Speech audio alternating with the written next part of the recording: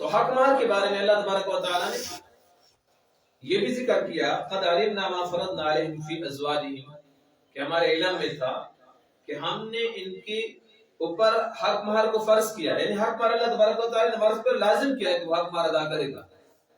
اور سورۃ نساء کے اندر اللہ تبارک و تعالیٰ نے ذکر کیا وَأُحِلَّ لَكُم مَّا وَرَاءَ ذَلِكُمْ أَن تَبْتَغُوا بِأَمْوَالِكُم، یعنی جو اللہ تبارک و تعالیٰ نے رشتے بتائے ہیں حرمت علیکم امہاتکم وبناتکم واخواتکم، جن کے ساتھ نکاح جائز نہیں ہے، ان کے علاوہ جو عورتیں ہیں تم ان کے ساتھ نکاح کر سکتے ہو اور اپنا مال خرچ کر سکتے ہو۔ پھر مفسرین نے لکھا ہے کہ مال خرچ کرنے میں جو سب سے پہلا نمبر ہے وہ ہے حق مہر، کہ اپنی بیوی کو اپنا حق مہر ادا کر دے۔ حق مہر وآتوا النساء صدقاتهن نحلا، اور اپنی عورتوں کو حق مہر خوشی خوشی ادا کرو، اس کو بوجھ نہ سمجھا جائے۔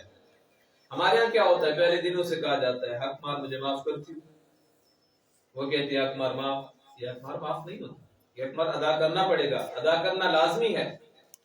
اس طرح کہنے سے حق مہر معاف نہیں ہوتا۔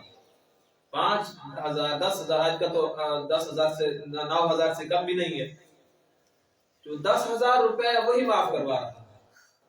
ایک عورت اپنی پوری زندگی اس کے حوالے کر رہی ہے اور یہ 10,000 معاف کروانے پہ تلا ہے۔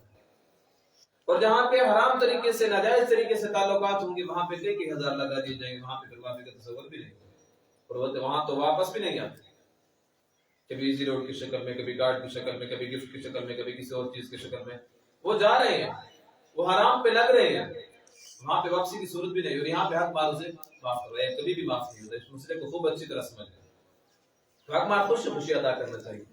دوسری آیت میں اللہ تبارک و تعالیٰ نے ذکر کیا وَإِن طَلَّقْتُمُوهُنَّ مِن قَبْلِ أَن تَمَسُّوهُنَّ وَقَدْ فَرَضْتُمْ لَهُنَّ فَرِيضَةً، ایک بندے نے طلاق دے دی اور ابھی تک رخصتی نہیں ہوئی، خاوند اور بیوی آپس میں ملے نہیں ہیں، نکاح ہوا ہے، البتہ وَقَدْ فَرَضْتُمْ لَهُنَّ فَرِيضَةً، حق مہر مقرر تھا۔ پہلی آیت میں گزرا حق مہر مقرر نہیں تھا، یہاں پہ حق مہر مقرر تھا۔ حق مہر مقرر تھا، نکاح بھی ہو گیا لیکن رخصتی نہیں ہوئی، میاں بیوی کے آپس میں ملاقات نہیں ہوئی، خاوند نے طلاق دے دی، اب کیا ہوگا؟ اللہ تبارک و تعالیٰ فرماتے ہیں فَنِصْفُ مَا فَرَضْتُمْ، اب آدھا حق مہر دینا لازم ہوگا مرد۔ کیسے آدھا حق مہر؟ مثلا اگر ایک بندے کا حق مہر مقرر تھا 10,000 روپے، نکاح ہو گیا، رخصتی نہیں ہوئی، اس سے پہلے طلاق دے دی، تو 5,000 روپے حق مہر خامن کو دینا یہ لازمی ہوگا، ضروری ہوگا کہ اپنے بیوی کو 5,000 روپے حق مہر دے۔ اللہ یعفون، ہاں اگر عورت اپنا حق مہر معاف کر دے تو الگ بات ہے، اور یعفو الذی بیدہ عقدۃ النکاح، یا وہ جس کے ہاتھ میں نکاح کا اختیار ہے نرمی سے کام لے لے، یعنی وہ معاف کر دے۔ اب مرد معاف کر دے اس کا کیا مطلب ہے؟